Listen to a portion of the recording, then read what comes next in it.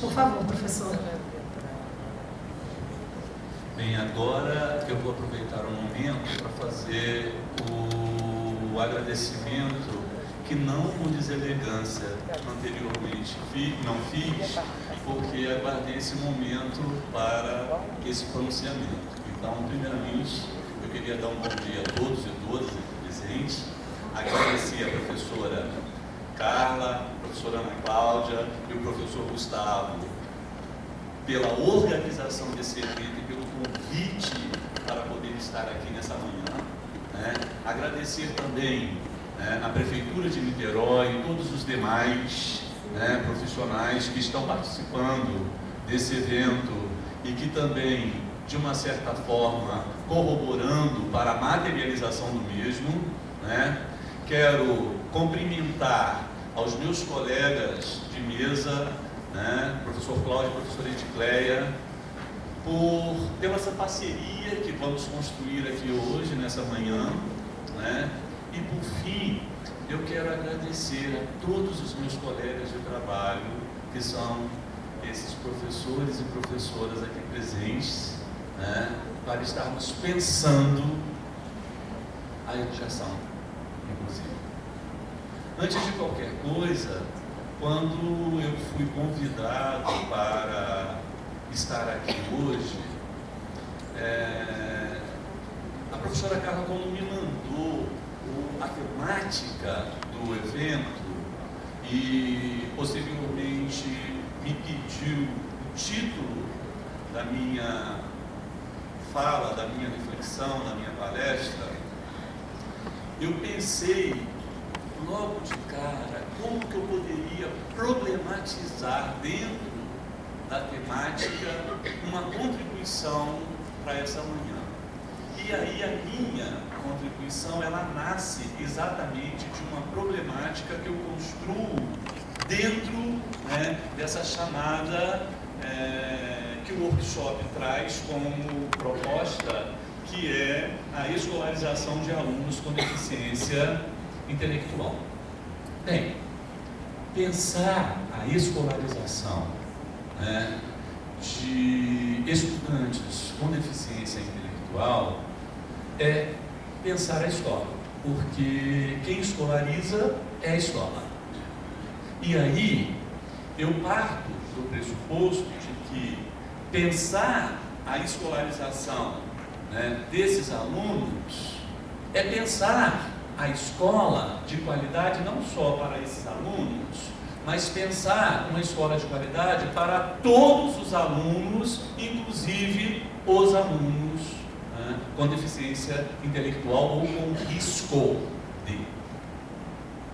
Nesse sentido, quando nós nos propomos discutir, problematizar e refletir sobre a escolarização, nós com certeza vamos esbarrar nas questões que vão estar presentes na estrutura, na organização e no funcionamento dessa escola, para poder entender o que ela oferece, que é um ensino, né, que traz como conteúdo e como proposta todo um patrimônio, né, todas as culturas necessárias para que esses alunos, esses jovens, essas crianças, esses adolescentes possam, através, né, dessa escolarização, né, se socializarem nesse universo em que eles estão imersos.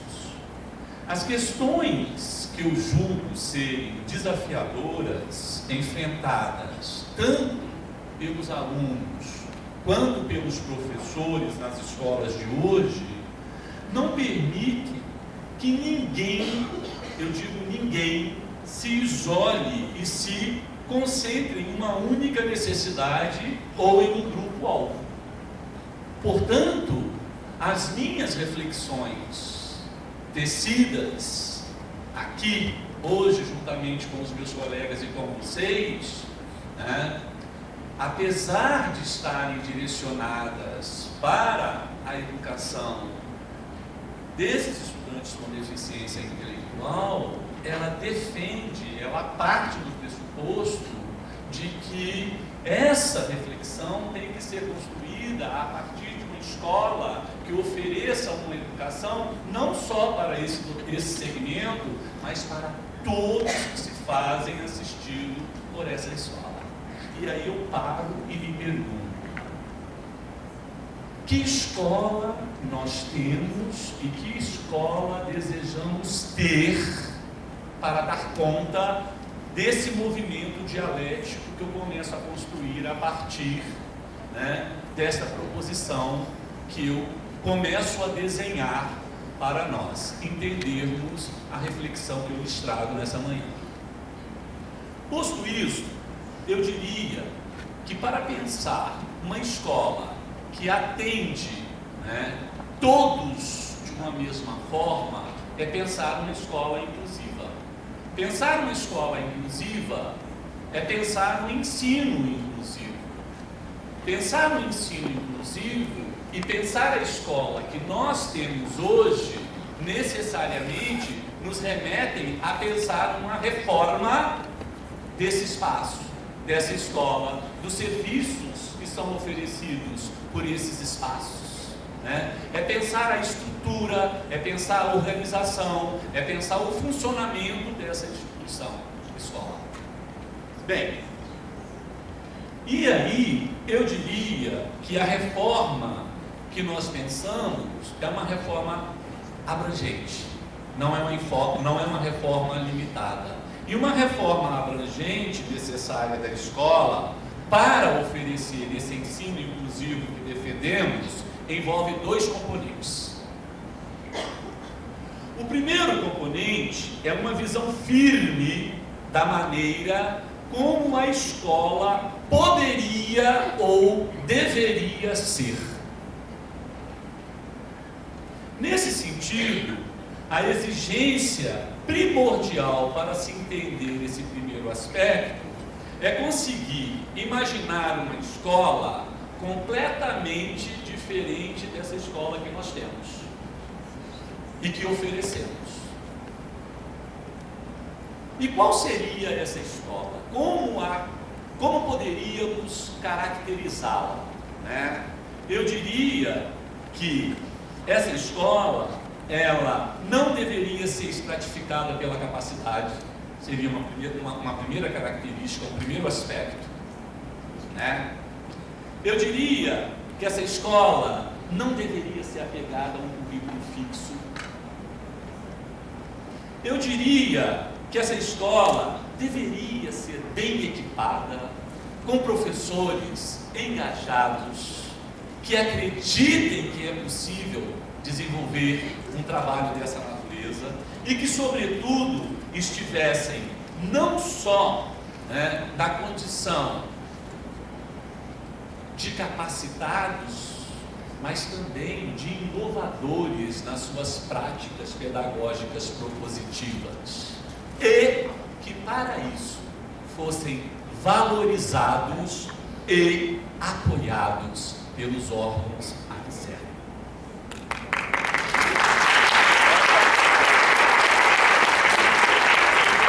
O segundo aspecto que eu gostaria de abordar, ou o segundo componente, eu diria que, em oposição a uma inovação de programa ou a alguma improvisação, que é o que nós fazemos muito nas escolas e que pensamos que fazemos inclusão, por isso, em oposição a isso, a gente deveria ter uma agenda compartilhada.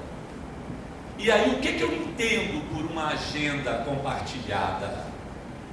Uma agenda compartilhada, para mim, na minha visão, seria o entendimento de que o ajuste dessa escola, a que nós estamos propondo uma chamada reforma para atender a um trabalho que nós acreditamos que é um trabalho inclusivo, de educação inclusiva, ela deveria significar o ajuste da escola não para aqueles casos especiais, para alguns sujeitos com deficiências, mas sim para todos os alunos pertencentes a essa escola. Então, quando nós dissemos, ou quando nós propomos uma agenda compartilhada, nós estamos propondo pensar a todos os alunos que nós servimos sem diferenciar, sem estratificar, sem discriminar. Todos os defensores, teoricamente falando, da escola, ou da melhoria da escola para melhor atender às diferentes necessidades dos alunos, devem unir-se e reconhecer o princípio de que a boa escola é boa para todos. Isso é pensar uma escola inclusiva. Isso é pensar um ensino inclusivo.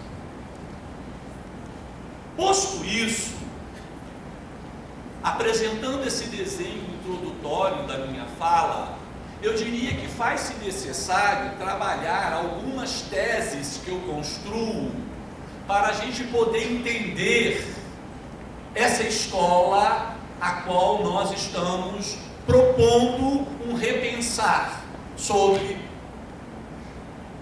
a sua existência, a sua organização, a sua estrutura, o seu funcionamento. E aí eu elaboro 7 teses, que eu chamaria aqui de 7 elementos ou de 7 passos, para que a gente pudesse entender um pouco como que nós podemos sim arregaçar as nossas mangas e começar a construir um trabalho possível de ser realizado. Bem, esses elementos, essas teses, elas são partes interdependentes da criação do que eu chamaria de uma comunidade escolar, porque essa escola, ela tem que ser vista como uma comunidade, onde nós vamos ter todos os pertencentes a ela, independente do papel que seja desempenhado, na função de colaboração, de cooperação. E nesse sentido, eu diria que essa comunidade escolar, ou essa escola a que proponho, ela tem que ser bem-sucedida, dinâmica, acolhedora e, sobretudo, bem informada.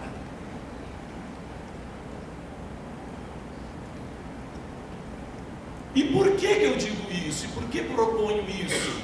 Porque esta proposição, ela vem exatamente em oposição àquilo que na maioria das vezes a gente vem fazendo, que é o quê? É a utilização daqueles componentes discretos que nós vamos utilizando e não relacionados, e que muitas das vezes nos satisfazemos com esses tipos de práticas propositivas, porque entendemos como situações paliativas para solucionarmos determinadas questões, determinados entraves, determinadas situações. Bem, qual seria então a minha primeira tese, o meu primeiro elemento, o meu primeiro passo nessa reflexão que eu tento elaborar e construir com vocês essa manhã? O primeiro elemento, eu denomino ele do desenvolvimento de uma filosofia comum e um plano estratégico. Por que eu penso que essa tese seria o pontapé inicial para pensarmos essa escola inclusiva, essa comunidade escolar?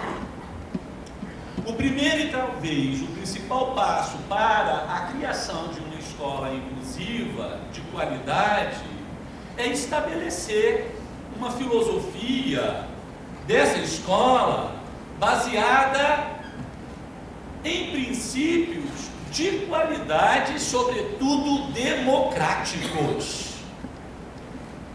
E aí, nessa direção, quando eu falo de princípios democráticos, eu estou falando de princípios pautados na igualdade, então também igualitários, porque é isso que vai dar sentido ao trabalho inclusivo, por sua própria natureza, um sistema de educação inclusivo e de qualidade, ele está voltado para as necessidades gerais dos alunos, não apenas para o ensino-aprendizagem, não apenas preocupado com o conteúdo, não apenas preocupado se o aluno avançou com relação àquele infeliz processo comparativo que a gente faz entre os nossos alunos que estão dentro das salas regulares.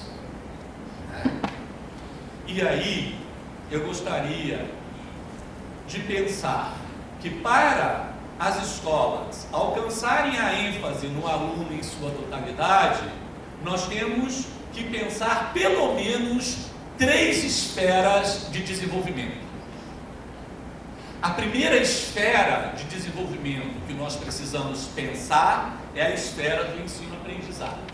Sim, o ensino-aprendizagem é a primeira esfera porque esse aluno, ele tem que saber pelo menos as bases necessárias para ele aprender a conviver, a ser, a saber fazer, né? A segunda esfera é que nós chamaríamos da social, a emocional. Nós precisamos trabalhar esses alunos para que eles possam interagir na sociedade em que eles estão imersos. E a terceira esfera eu chamaria da responsabilidade pessoal e coletiva, a cidadania. Esse sujeito precisa aprender a se cuidar. Esse sujeito, ele precisa se sentir útil. Esse sujeito, ele precisa não ser tratado como um coitadinho, como um bobinho, como qualquer dessas expressões negativas que nós frequentemente insistimos nas nossas relações.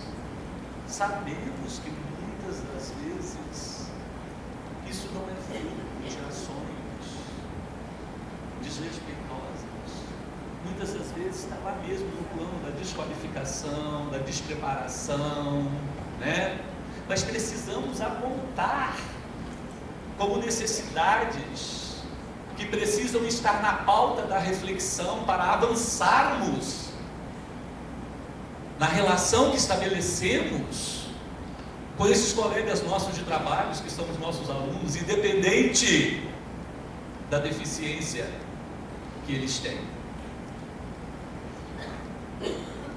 O segundo passo, ou o segundo elemento, a segunda tese que eu trago para avançar nessa discussão é que, se eu penso essa escola inclusiva, com tudo que faz-se necessário, uma filosofia, um plano estratégico para ela, então ela não pode ter um gestor, ela não pode ter um líder, ela não pode ter um diretor que não acredita nisso. E aí então, a minha segunda tese seria proporcionar uma liderança forte, ou seja, temos que ter gestores que acreditam na educação inclusiva para que ele faça valer a educação inclusiva nos seus espaços de atuação.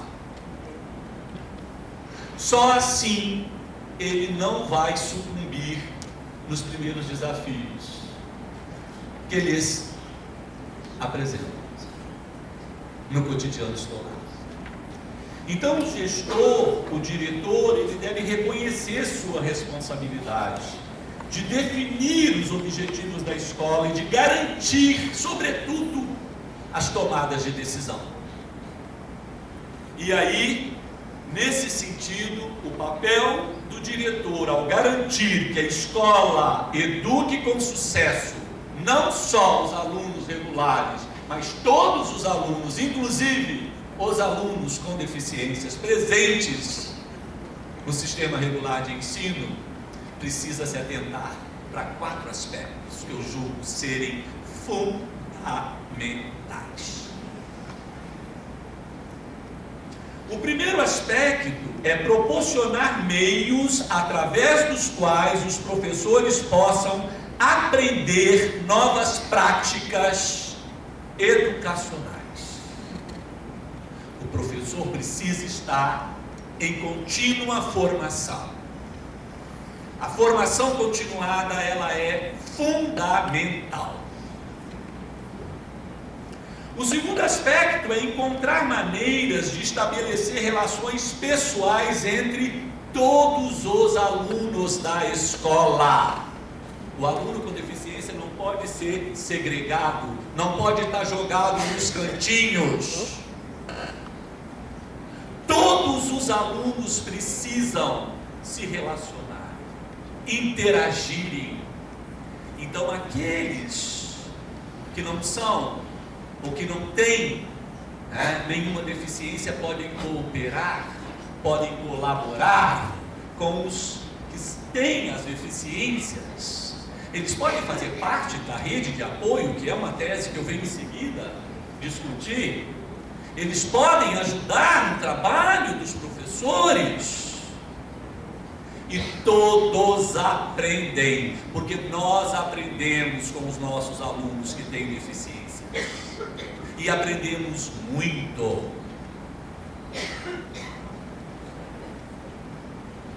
O terceiro aspecto é desenvolver com os professores uma concepção de disciplina que vigore na escola.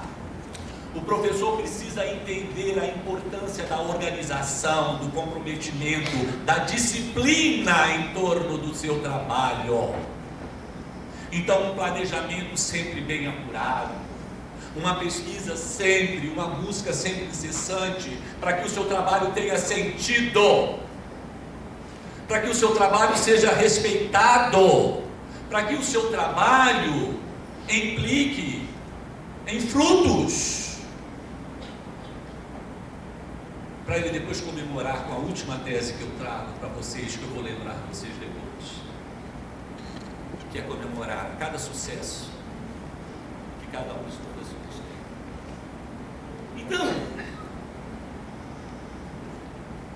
quando eu coloco o quarto aspecto para fechar essa segunda tese, que seria ajudar a escola como um todo a tornar-se acolhedora e manter-se como uma comunidade, isso fecha o trabalho de uma direção de liderança forte, porque esse gestor vai fortalecer o trabalho do professor, ele vai fortalecer a escola enquanto uma comunidade, ele vai fortalecer também todos os aspectos que vão atravessar, ou seja, transversais a essa discussão que nós estamos hoje, nessa manhã, propondo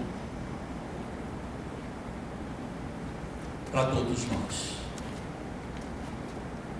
A terceira tese, o terceiro passo, o terceiro elemento da nossa reflexão é o que eu chamo de promover culturas no âmbito da escola, sobretudo das turmas que acolham, apreciam e acomodem a diversidade.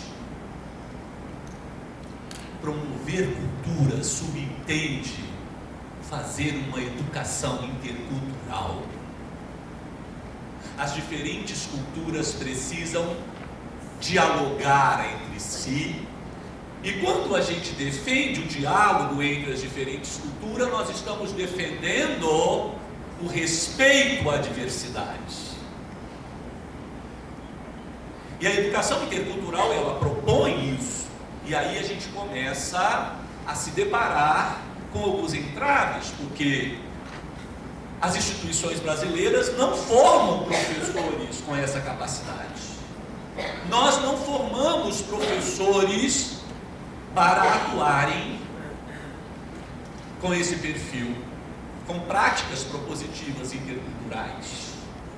Daí a importância da formação contínua em serviço, como eu abordei no aspecto anterior. Daí a importância desses trabalhos como esse de hoje, os workshops, para que a gente possa socializar os nossos estudos e as nossas informações. Daí a importância dessas parcerias entre a neurociência, entre a psicologia, entre as ciências sociais. Essa diversidade de uma fala de um cientista social, de uma psicóloga, de um neurocientista a respeito da visão, dos problemas, das questões pertinentes a uma temática tão rica como a nossa, que é pensar a escola inclusiva, que é pensar o ensino inclusivo. As escolas devem atender às necessidades sempre crescentes dos alunos em todas as áreas do seu desenvolvimento. Elas devem ir além do enfoque tradicional, centrado unicamente na aprendizagem básica. Elas devem avançar para além disso. Embora as escolas venham respondendo de forma muito lentamente, timidamente, às mudanças tecnológicas, com várias adições aos currículos e a métodos de instrução estreitamente prescritos, elas em grande parte ainda ignoram mudanças sociais maciças. Quando reagiram ou reagem a elas, sempre é e foi de maneira fragmentada, estratificada. Bem, as escolas são microcosmos da sociedade. Se elas não atendem à evolução do tecido social, elas ficam aquém do processo. E as nossas crianças, os nossos jovens também ficam aquém. E isso, eu já escrevi sobre isso, inclusive, quando eu discuto a questão da formação do professor de sociologia no Brasil, eu mostro que a escola, ela vive um descompasso, porque enquanto nós temos um paradigma social pós-moderno, sabe? A escola ainda está lá, enraizada num paradigma anterior, que é a modernidade. E aí esse descompasso gera no aluno desinteresse, falta de vontade de estar nessa escola, desrespeitos diversos, porque muitas das vezes nós professores não estamos preparados para lidar com determinadas ações comportamentais que os alunos trazem desse tecido social que já está num paradigma social avançado. E a gente não sabe lidar com isso. Então esse descompasso torna a escola um espaço desinteressante, desagradável. E aí nós vamos achar respostas para a evasão, a repetência, as reprovações desmedidas.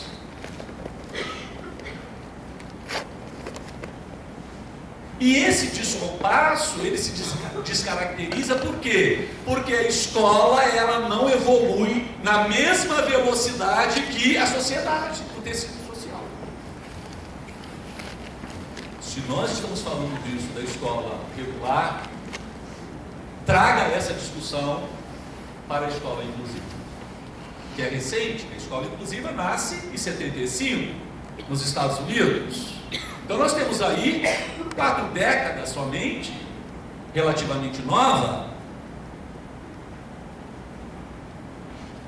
Nesse sentido, eu penso que se queremos que a sociedade seja um lugar onde um grupo cada vez mais diversificado de pessoas se relacionem, onde as pessoas se respeitam, onde as culturas dialogam entre si, onde todas as pessoas sejam valorizadas como colaboradores para o bem comum, onde todos compartilhem os direitos básicos como estão descritos na nossa Constituição, então as escolas obrigatoriamente devem refletir esses valores, proporcionando experiências, condições, para que os nossos alunos sejam capazes de entender esse processo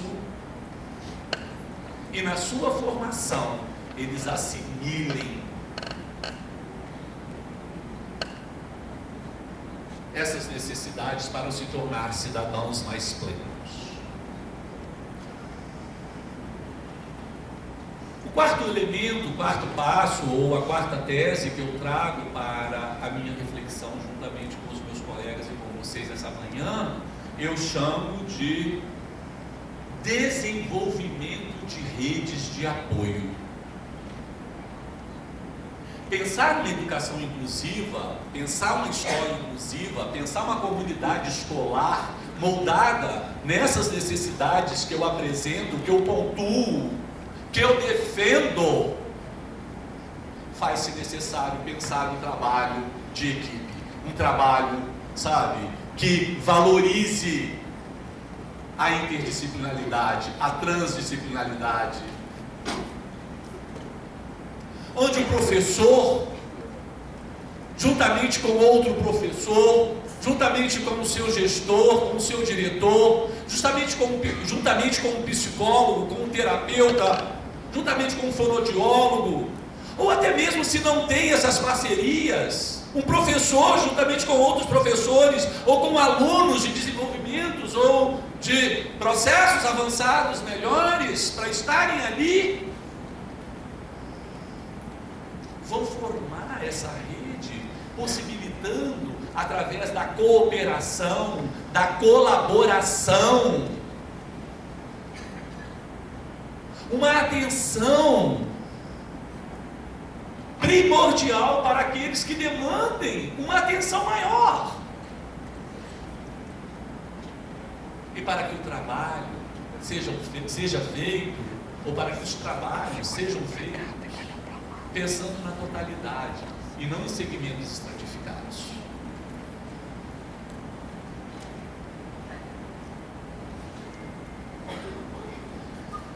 Já caminhando para quase a conclusão da minha fala, porque eu vou chegar agora no quinto elemento, a quinta tese que eu desenvolvo, que é manter a flexibilidade.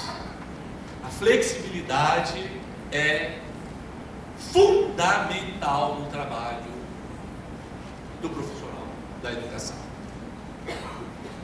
A flexibilidade, ela tem amplas implicações nas discussões sobre como pensar essa comunidade escolar, como pensar essa escola inclusiva, né? E nesse sentido, quando a gente pensa essa escola dessa forma que eu estou propondo, é pensar a escola de qualidade para todos. E aí, o comportamento desafiador provavelmente vai requerer o máximo de criatividade e de flexibilidade de todos aqueles que atuam nesse espaço, nesse segmento. Outra dimensão da flexibilidade relaciona-se às capacidades dos professores de irem além dos seus papéis tradicionais. Aí, retomo a minha discussão inicial, quando eu falo do comprometimento, porque muitas das vezes o professor, porque não é valorizado, é o primeiro a dizer: esse não é o meu serviço, eu não tenho necessariamente que fazer isso, né?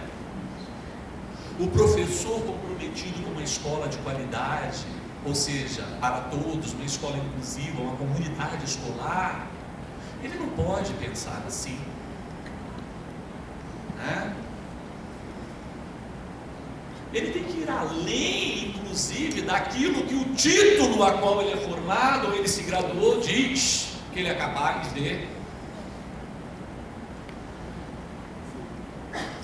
Os professores que estão trabalhando em equipes dinâmicas relatam para nós, nas nossas pesquisas, que ganham novas energias, desenvolvem novas habilidades e tornam-se capacitados para renovar seu compromisso de proporcionar uma educação de qualidade para todos, quando eles se comprometem para além do seu papel tradicional enquanto profissional. O penúltimo passo, né, a penúltima tese que eu construo, eu denomino examinar e adotar as abordagens do ensino, as abordagens de ensino, né, efetivas. É muito importante, professores, vocês sempre estar, de uma certa forma, examinando e adotando diferentes abordagens de ensino para alcançar diferentes objetivos dentro dos propósitos de cada um de vocês e dentro da realidade em que cada um de vocês atua. O que dá certo na minha realidade, no meu contexto, pode não dar certo na sua realidade e no seu contexto. Então faz-se necessário sempre nós estarmos buscando compreender, e aí essa tese dialoga com a tese dos respeito às culturas. Por quê? Porque cada aprendizagem ou modelo de aprendizagem pode representar uma cultura de ação comportamental. E nós podemos, dependendo das nossas necessidades, relacioná-las para poder dar conta de determinadas situações em que vivemos. Dentro da sala de aula, com a diversidade que nós encontramos dentro da sala de aula. E aí, nesse sentido, né, nós precisamos ensinar a esses alunos, pensando que esse ensinar eficientemente, sabe, ele perpassa com ou por diferentes níveis de desempenho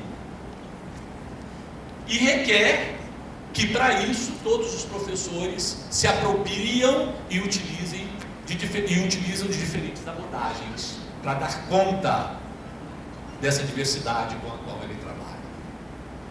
A teoria das inteligências múltiplas sugere abordagens de ensino que se adaptam às potencialidades individuais de cada aluno, assim como a modalidade pela qual cada um pode aprender melhor.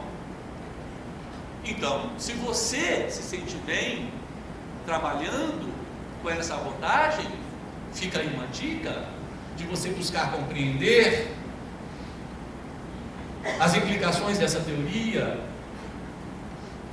Os líderes da reforma educacional declaram que ensinar os alunos para serem cidadãos produtivos no século XXI requer o uso de estratégias de ensino que promovam mais a aprendizagem ativa do que a passiva. Busque entender quais são as metodologias ativas de ensino para você desenvolver o seu trabalho, para dar conta das necessidades que os seus alunos demandam. Solicitem aos seus superiores, aos seus gestores, formação em serviço. Convidem especialistas para a roda de conversa.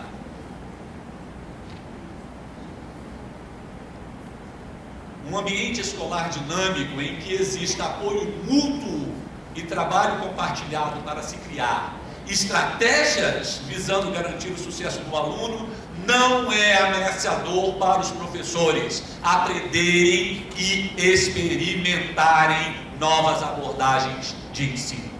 Não é para aqueles que têm medo, para aqueles que mantêm-se resistentes às inovações. Os professores poderão então incorporar as abordagens que eles acham ou achem bem-sucedidas em seus repertórios de ensino e se tornarem profissionais mais qualificados, produtivos e, sobretudo, comprometidos com essa escola inclusiva que nós estamos a defender.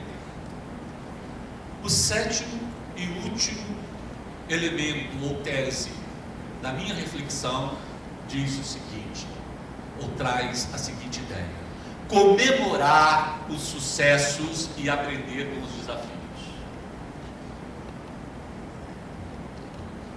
Nós precisamos comemorar mesmo aqueles pequenos avanços que temos e sempre entender os desafios a que nos são propostos.